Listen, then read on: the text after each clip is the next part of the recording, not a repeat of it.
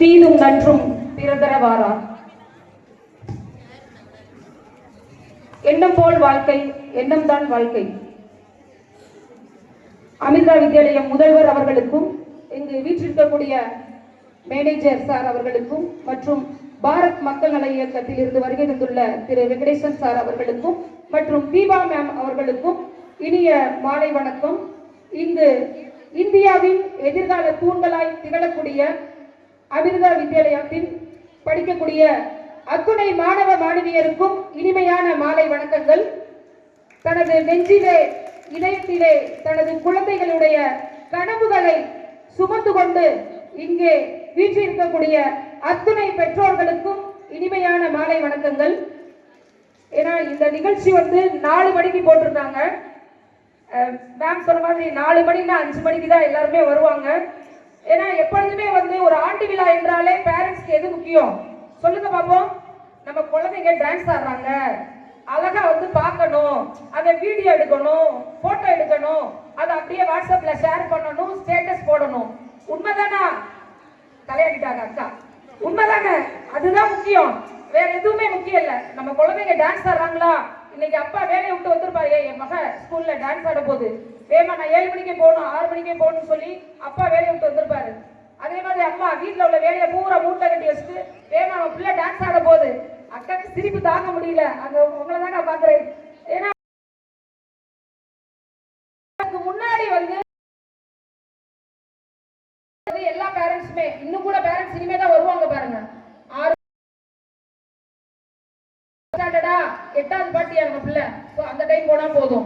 10வது பாட்டியா நம்ம பிள்ளை, 10ஆம் கிளாஸ் 12வது பாட்டியா அப்படின்ற ஒரு கால்குலேஷன் பண்ணி தான் இன்னைக்கு மக்கள் வர்றாங்க. அதை தான் சார் சொல்லி கொஞ்சம் வருத்தப்பட்டு இருந்தார். இதுதான் உண்மையான நிலவரம். தயவு செய்து மக்களே, ஒரே ஒரு விஷயம், ஆண்டு விழா என்பது குழந்தைகளுக்கு மட்டுமல்ல, அது பெற்றோர்களுக்கும் தான். அதுதான் உண்மை. ஏன்னா இன்னைக்கு ஒரு ஸ்டூடெண்ட் படிக்கிறா அப்படின்னா அந்த காலத்துல எல்லாம் விட்டுருவாங்க. ஆனா இந்த காலத்துல பாருங்களேன், ஒவ்வொரு பேரண்ட்ஸும், உண்மைதானே மேம், அவன் ஸ்கூலுக்கு போயிட்டு வந்தாலே டியூஷன் மாஸ்டர் மாதிரி ஆயிடுறாங்க. வீட்டுக்கு வீடு 10th படிக்கிறதுனா, ஐயோ நேற்று பூரா பரீட்சைக்கு படிச்ச மாதிரி பிள்ளை பாத்தீங்கன்னா காஃபி போட்டு கொடுக்குற 2 மணி வரை படிச்சாலும் அம்மா தூங்காம முடிச்சுட்டு இருக்காங்க. உண்மையா இல்லையா? சொல்லுங்க மேம், உண்மைதானே? தான் பிள்ளைங்க 12th படிக்கணும், தான் பிள்ளைங்க 10th படிக்கணும்னு சொல்லி ஒவ்வொரு பேரண்ட்டும் முடிச்சிட்டு இருக்காங்க பக்கத்துல. ஆனா நான் ஒரு சாதாரண மாணவன், சாதாரணமா 8th ஸ்டாண்டர்ட் வரைக்கும் ஆர்சி நடுநிலை பள்ளியில் ஒரு 5 நிமிடம் என்னுடைய வாழ்க்கையை பின்னோக்கி நான் ஒரு 5 நிமிஷம் உங்ககிட்ட ஷேர் பண்ண நினைக்கிறேன். நடுநிலை பள்ளியில படிச்சேன் நானு. 3 பெண் குழந்தைகள், 1 ஆண் மகன். எங்க வீட்டுல பிள்ளைங்கன்னா படிக்க போக கூடாது, காலகாலத்துல கல்யாணம் பண்ணி கொடுத்துடணும் அப்படின்ற ஒரு கிராமத்து அம்மா தான் எங்க வீட்டு அம்மா. ஏன்னா அவங்களுக்கு பிள்ளைங்க வளர்க்கறது கஷ்டம், அவங்கள ஆளாக்கி பெரியவங்களாக்கி படிக்க வைக்கிறது கஷ்டம். அப்பா சாதாரண பலசரக்கு கடை, 200 ரூபாய் 300 ரூபாய்க்கு மேல அதுல வியாபாரம் நடக்காது. அப்படிப்பட்ட ஒரு சூழல்ல 8th வரை சாதாரண ஒரு நடுநிலை பள்ளி. அதன் முடிந்ததும் தியாகராஜர் மேல்நிலை பள்ளின்னு சொல்லி இருக்கு, உங்களுக்கு தெரியும், வசநகர் போற வழியில. சாதாரண 12th வரையும் நான் அங்க படிச்சேன். நான் படிக்கும் போதே பாத்தீங்க அப்படின்னா புக்ஸ் வாங்க கூட காசு தர மாட்டாங்க. ஏன்னா அந்த அளவுக்கு வருமானம் கிடையாது. ஒரு கட்டுரை புக் வாங்க முடியாது, ஒரு பாட புக் வாங்க முடியாது. இருந்தாலும் அந்த வறுமையெல்லாம் தாண்டி நாங்கள் டெய்லி பாத்தீங்க அப்படின்னா வீட்டுல வந்தா தீப்பெட்டி ஓட்டுவோம். அந்த காலத்துல தீப்பெட்டி ஓட்டுறது மதுரையில ஜெயந்திபுரம் ஏரியால பிரபலம். அப்ப ஜெயந்திபுரம் ஏரியால ஃபுல்லா வாங்கி வாங்கி வீட்டுக்கு வந்தாலே தீப்பெட்டி ஓட்டுவோம். படிக்கணும், ஏன் படிக்கிற அப்படின்னு தான் சொல்லி எல்லாருமே படின்னு சொல்லுவாங்க. ஆனா எங்க வீட்டுல 4 பிள்ளைங்களுமே ஃபர்ஸ்ட் ரேங்க்ல இருந்து ஒரு 5th ரேங்க்குள்ள தான் எடுப்போம். ஆனா எங்க வீட்டுல எதுக்கு படிக்கிறீங்க, படிச்சு என்ன ஆக போகுது அப்படின்ற ஒரு பேரண்ட்ஸ்ட நாங்க வளர்ந்தோம். அதையெல்லாம் தாண்டி கல்லூரிக்கு போகணும், கல்லூரிக்கு போகவே கூடாது, சீக்கிரம் காலகாலத்துல நம்ம ஆள்கள்லாம் சீக்கிரம் கல்யாணம் முடிக்கணும்னு சொல்லிட்டு ரொம்ப போராட்டம். அதையும் தாண்டி வேலைக்கு போவதா சொல்லிட்டு நான் ஒரு கடனுக்கு ஒரு அம்மாவை விலைக்கு வாங்கி செந்தமிழ் கல்லூரியில நான் சேர்ந்தேன். அதற்கு முன்னாடி நான் ஃபர்ஸ்ட் குரூப் படிச்சிருந்தேன். பாத்திமா காலேஜ், எல்டிசி காலேஜ், இதெல்லாம் எல்லா பெண்களுக்கும் மாதிரி அந்த காலத்துல இருந்து இந்த காலம் வரைக்கும் எல்லா கல்லூரி மாணவிகளும் படிக்கக்கூடிய ஒரு படிக்கணும்னு நினைக்கக்கூடிய ஒரு இடம் அந்த பாத்திமா காலேஜ், எல்டிசி எல்லாம். ஆங்கிலம் எடுக்கக்கூடாது அப்படின்னு சொல்லி நான் போக முடியல. செந்தமிழ் அம்மா வாங்கி ஒரு 500 ரூபாய்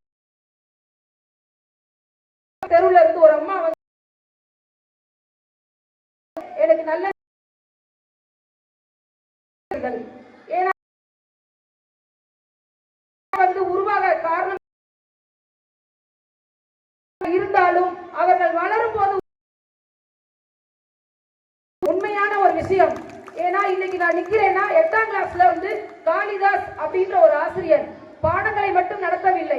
அவர் உலகத்துல உள்ள அத்தனை விஷயங்களையும் அவர் எங்களுக்கு போதித்தார்.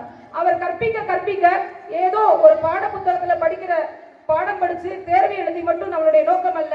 நீ படித்து முடித்து இந்த சமுதாயத்திற்கு என்ன செய்ய வேண்டும், எப்படி எல்லாம் வாழ வேண்டும் என்பதை அந்த மனிதர் கற்றுக் கொடுத்தார். அந்த ஒரு ஞானம் வந்து இன்னைக்கு இந்த அளவுக்கு வந்து ஒரு பெரிய லெவல்ல வந்து உருவாகிறதுக்கு வந்து எங்களுக்கு உந்துதல் தந்தது.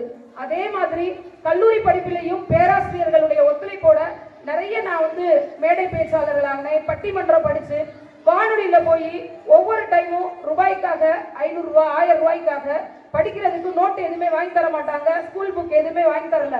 இது 3 வருஷமா பாத்தீங்க அப்படின்னா வெறும் ஜெராக்ஸ் காப்பில மட்டுமே தான் நான் படிச்சேன். நான் நல்ல ஒரு துணி கூட இருக்காது. ஒரு என்எஸ்எஸ் கேம்ப் போனோம்னா 10 நாட்கள் வந்து அங்க தங்கணும். 10 நாட்களுக்கு எல்லாரும் புது புது ட்ரெஸ்ஸா போட்டு வருவாங்க பிள்ளைங்க. சாப்பாடு கிட்டத்தட்ட 4 வருஷமா நான் கல்லூரியா இருக்கட்டும் 11th 12th இருந்து கல்லூரி முடிக்கிற வரை 5 வருட காலம், ஏன்னா அதற்கு முன்னாடி எல்லாம் சத்துணவு வாங்கி சாப்பிட்டேன். ஆனா அந்த 5 வருட காலமும் நான் சாப்பிட்டதே கிடையாது. மதிய சாப்பாடு, ஏன்னா எங்க வீட்டுல காலையில சாப்பாடு கொஞ்சம் தான் இருக்கும், அது அம்மாவுக்கு வேணுமேன்னு சொல்லிட்டு அதை வச்சுட்டு நான் வந்துருவேன். 5 வருஷமா சாப்பிட கூட வசதி இருக்காது, ரொம்ப பசிக்கும். 1 ரூபாய் 5 ரூபாய்க்கு வந்து பக்கத்துல வந்து போலின்னு சொல்லி விற்பாங்க. அந்த போலியை கூட வந்து தனியா உட்காந்து சாப்பிட முடியாது. ஏன்னா ஒரு நண்பர்கள் கூட்டம் இருப்பாங்க, ஏதாவது நம்ம ஷேர் பண்ண, ஏன்னா அவங்க வாங்கினா நமக்கு தருவாங்க, நம்ம வாங்கினா அவங்களுக்கு தரணுமே அப்படின்னு சொல்லிட்டு சாதாரணமா ஒரு பாத்ரூம்ல போய் உட்காந்து அந்த போலியை வயிறு பசியோட சாப்பிட்டு அதுக்கப்புறம் வெளியே வருவேன். இதெல்லாம் நான் ஏன் ஷேர் பண்றேன் அப்படின்னா, ஒரு மனிதன் வந்து படிப்பினால் மட்டுமே முன்னேற முடியாது. படிக்கும் போதே தன்னுடைய திறமைகளையும் தன்னுடைய ஆன்மீக சிந்தனைகளையும் சமூக சிந்தனைகளையும் எல்லாவற்றையும் மீறி விளையாட்டு துறையிலும் ஒவ்வொருவரும் நம்மளை நாமே செதுக்கிக்கணும். என்னை செதுக்கிறதுக்கு யாருமே கிடையாது. ஏன்னா எனக்கு பெற்றோர் சப்போர்ட் கிடையாது, கூட இருந்தவங்க சப்போர்ட்ஸ் எதுவுமே இல்லாம தன்னந்தனியால தான் நான் வளர்ந்தேன். அதே மாதிரி தமிழ்நாடு கல்ச்சுரல் அகாடமி ட்ரஸ்ட்னு சொல்லி ஒரு ஆண் என்னை கேவலமாக இழிவுபடுத்தியதால் மட்டும்தான் அது உதயமானது. மதுரை நண்பர்கள் சமூக அமைப்புன்னு சொல்லி கல்லூரி மாணவர்களா நாங்க வச்சிருந்தோம். அதுக்கப்புறம் வந்து வைத்தியலிங்கம் ஐயனின்னு சொல்லி தியாகி ஒருத்தர், நேதாஜி சுபாஷ் சந்திர போஸ் கூட இன்னைக்கு பார்க்கலாம். நீங்க தங்கமயில் சொல்லி கேட்டாப்புல ஒரு நேதாஜி சிலை இருக்கும். அது எங்களுடைய அறக்கட்டளையோட தலைவர் தியாகி வைத்தியலிங்கம் ஐயனியை வச்சதுதான் அந்த சிலை. நாங்கள் எல்லாரும் கல்லூரி படிக்கும் போது நிறைய ஐயனிய வீரர்கள் வருவாங்க. ஆகஸ்ட் 15 ஸ்டார்ட் பண்ணோம். அதை ஸ்டார்ட் பண்ணப்பே மதுரையில நிறைய ஒரு பெண் இந்த அளவுக்கு வந்து பண்றாங்களா, ஏன்னா 97 ஸ்டார்ட் பண்ணோம். பண்றப்ப மதுரையில பாத்தீங்கன்னா ஆண்கள் ஆதிக்கம் அப்ப நிறைய இருந்தது. எந்த அமைப்பாக இருந்தாலும் ஆண்கள் தான் நடத்த முடியும், பெண்கள் நடத்த முடியாது அப்படின்ற அளவுக்கு. என்னைய வந்து நான் பார்ட் டைம் ஜாப் போறப்ப ஒருத்தர் சொன்னாரு, வைகை கல்ச்சுரல் அகாடமின்னு சொல்லி ஒண்ணு வச்சு நிறைய வந்து ஸ்பான்சர்ஸ் பிடிக்க சொன்னாரு. நானும் ஸ்பான்சர் எல்லாம் கலெக்ட் பண்ணி கொடுத்தப்ப நிறைய ஏமாத்தினாரு. ஸோ ஏமாத்துறாருன்னு சொல்லி அதை எதிர்த்து கேட்டேன். அப்ப வந்து நீங்க எல்லாம் வந்து ஆஃப்டர் ஆல் ஒரு லேடி, உங்களால என்ன பண்ண முடியும் அப்படின்னு கேட்டார். அந்த ஒரு அவமானம் தான் அன்ற ஒரே வாரத்துல தமிழ்நாடு கல்ச்சுரல் அகாடமின்னு சொல்லி உதயமானது. இன்னைக்கு மதுரையில வந்து அசைக்க முடியாத ஒரு ட்ரஸ்டாக 27 வருடங்களாக இதனுடைய பணிகள் பாத்தீங்க அப்படின்னா, நான் எவ்வாறெல்லாம் கை நீட்டினேனோ காசுக்காக 500க்கும் 100க்கும் ஒவ்வொரு ஆசிரியர்களிடமும் எப்படியெல்லாம் கை நீட்டி படிப்புக்காக கெஞ்சினேனோ அப்படி யாரும் கெஞ்சக்கூடாது என்பதற்காக கிட்டத்தட்ட 200-300க்கு மேல் அதிகபட்ச தொகை ரூபாய் 1 லட்சம் வரை கல்வி உதவி தொகைகள் எங்கள் அறக்கட்டளை மூலமாக வழங்கப்பட்டு நிறைய ஸ்டூடெண்ட்ஸ்க்கு வந்து நாங்க உதவி பண்ணியிருக்கோம். கல்லூரியா இருக்கட்டும் பள்ளியா இருக்கட்டும் அத்தனை பேருக்கும் படிக்கக்கூடிய ஒரு உதவியை நம்மால் முடிந்தவரை செய்யணும்னு சொல்லி இன்ன வரைக்கும் பண்ணிட்டு இருக்கோம். அது மட்டும் இல்லைங்க, தொடர்ந்து பாத்தீங்க அப்படின்னா ரோட்டோரம் பாத்தீங்கன்னா நிறைய பேர் நம்ம எல்லாம் கடந்து போயிட்டு இருப்போம். அப்பா அம்மா எல்லாருமே இருந்தோம், இல்லாத அளவுக்கு வந்து அனாதையா வந்து ரோட்டோரம் ஆதரவற்ற நிலையில இருப்பாங்க. அவங்க என்னுடைய கண்ணில் பட்டு நானும் கடந்து போக விரும்பல. போய் 5 நிமிஷம் உட்கார்ந்து பேசினா கதையா சொல்லுவாங்க. என் சொத்தை பூரா எழுதி வாங்கிட்டாங்க, என்னை இப்படி நடுத்தருவில் விட்டுட்டாங்க அப்படின்னு சொல்லுவாங்க. இன்னொன்னு, என் மகன் இருக்கான், மகன் இருந்து பார்க்க மாட்டேங்கிறான், என்னை விட்டுட்டான்பாங்க. எனக்கு மகன் இல்ல, மகதான், மக வீட்டுக்காரர் பார்க்க மாட்டேங்கிறாங்க அப்படின்னு சொல்லி ஆதரவற்றவங்க எத்தனையோ பேர் ரோட்டாரம் இருந்தாங்க. அவர்களுடைய கண்ணீரை துடைக்க வேண்டும் என்பது என்னுடைய நோக்கமாக இருந்தது. உடனடியாக கையில் காசு இல்லை என்றாலும் மனதில் நம்பிக்கையோடு பசுமலை ஆர்ட்ஸ் கிட்ட பாத்தீங்கன்னா ஒரு பில்டிங் இன்னும் பாலடைஞ்ச பில்டிங் இருக்கும், அது க்ளோஸ் பண்ணி வச்சிருக்கோம். ரோட்டோரம் இருக்கக்கூடிய ஆதரவற்றவங்க எல்லாமே ஆத்மை பண்ணி அவங்க எல்லாரையுமே அடைக்கலம் காமிச்சு இன்னைக்கு கிட்டத்தட்ட வந்து எத்தனையோ பேர் அனாதையாக, கிட்டத்தட்ட எனக்கு தெரிந்து ஒரு 100க்கும் மேற்பட்ட அனாதையாக இருந்து இறந்தவர்களை சுடுகாட்டிலே போய் நாங்க ஏன்னா பெண்கள் என்றால் சுடுகாட்டுக்கெல்லாம் போகக்கூடாதுன்னு சொல்லுவாங்க. ஆனா எங்க இல்லத்துல இங்க இருக்காங்க பாருங்க, பிள்ளைங்களுக்கு தெரியும், ஆதரவற்ற நிலையில இறந்து போயிட்டாங்கன்னா நாங்க தான் உட்காந்து சுடுகாட்டுல உட்காந்து அவங்களுக்கு எல்லா சடங்குகளுமே பண்ணுவோம். இன்னைக்கு ஒரு பாரதி ஆதரவற்றோர் அன்பில்லன்னு சொல்லி மதுரையில வந்து இப்போதைக்கு வந்து 35 பேர் இருக்காங்க நம்மளுடைய ஹோம்ல. அதையும் ரன் பண்ணிட்டு இருக்கோம். இதெல்லாம் நான் எதுக்காக சொல்றேன் அப்படின்னா, சாதாரணமா வந்து எங்க வீடு பாத்தீங்கன்னா எங்க ஏரியால யாருமே வந்து இருக்க பேசக்கூட மாட்டாங்க. ஏன்னா நாங்க ரொம்ப கஷ்டப்படுற வீடு. விவேகானந்த தெரு பசுமனார்ல இருக்கும். மழை பெஞ்சா ஒரு கட்டில ஒரு குடும்பமே படுத்திருப்போம். ஏன்னா என் வீட்டுக்குள்ள பூராமே வெள்ளமா இருக்கும். அன்னைக்கு எடுத்த வைராக்கியம் தான் இன்னைக்கு வந்து பல மாடி கட்டிடங்கள் கட்டி இன்னைக்கு எங்க அம்மா அப்பாவை நான் உட்கார வச்சிருக்கேன். ஏன் அப்படின்னா அன்னைக்கு ஒரு என்னுடைய மனதுல வந்து இருந்துச்சு, இதே இடத்துல நம்ம அம்மா அப்பாவை பெரிய வீடா கட்டி அவங்களை அமர வைக்கணும், இன்னைக்கு நான் ஆக வச்சிருக்கேன். அதே மாதிரி அத்துணை ஆண்களும் சேர்ந்து இந்த அகாடமியை உடைக்க வேண்டும், இதை இல்லாமல் ஆக்க வேண்டும் என்பதற்கு மத்தியில அத்துணை எம்எல்ஏவா இருக்கட்டும், எம்பியா இருக்கட்டும், மினிஸ்டரா இருக்கட்டும், எல்லாருமே கூப்பிட்டு பேசக்கூடிய அளவுக்கு இன்னைக்கு வந்து எங்களுடைய அகாடமியோட லெவலை வந்து மதுரையில மட்டும் இல்லைங்க, தமிழ்நாடு ஃபுல்லா எல்லா இடத்துலயுமே எங்களுடைய அகாடமி பத்தி தெரிகிற அளவுக்கு நாங்க உருவாக்கி இருக்கோம். அது ஒரு பெரிய விஷயம். ரெண்டாவது வந்து எத்தனை ஏழை குழந்தைகள் நம்மளுடைய நான் கஷ்டப்பட்ட மாதிரி கஷ்டப்படக்கூடாதுன்றதுக்காக இன்னும் எஜுகேஷன் ஹெல்ப் தொடர்ந்து 27 வருடங்களுக்கு மேலாக தொடர்ந்து பண்ணிட்டு இருக்கோம். சாதாரண வாழ்க்கையில இருந்து வந்த என்னாலேயே இவ்வளவு சாதிக்க முடியும் அப்படின்னா உங்களால உங்களுடைய ஆசிரியர் உங்க கூட இருக்காங்க, முடியுமா முடியாதா? பேரண்ட்ஸ் நிறைய விளையாட்டு வீரர், நிறைய காவல்துறை அதிகாரிகளை உருவாகலாம், அத்தனை பேரும் உருவாக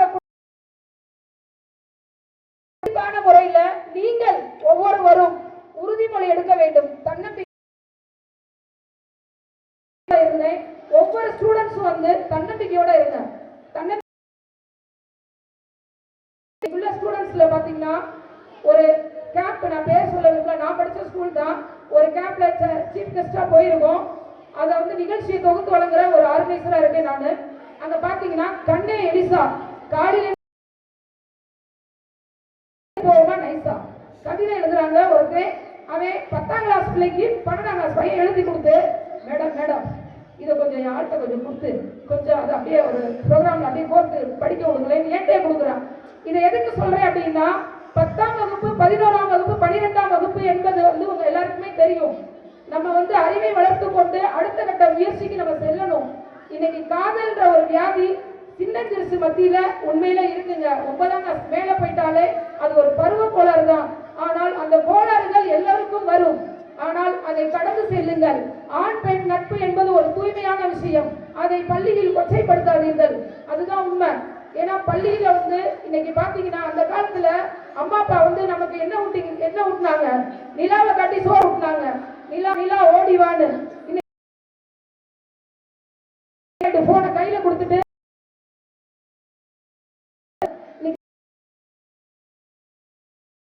உண்மைதானே? குழந்தைகள் சொன்னார் கனவு காணுங்கள்.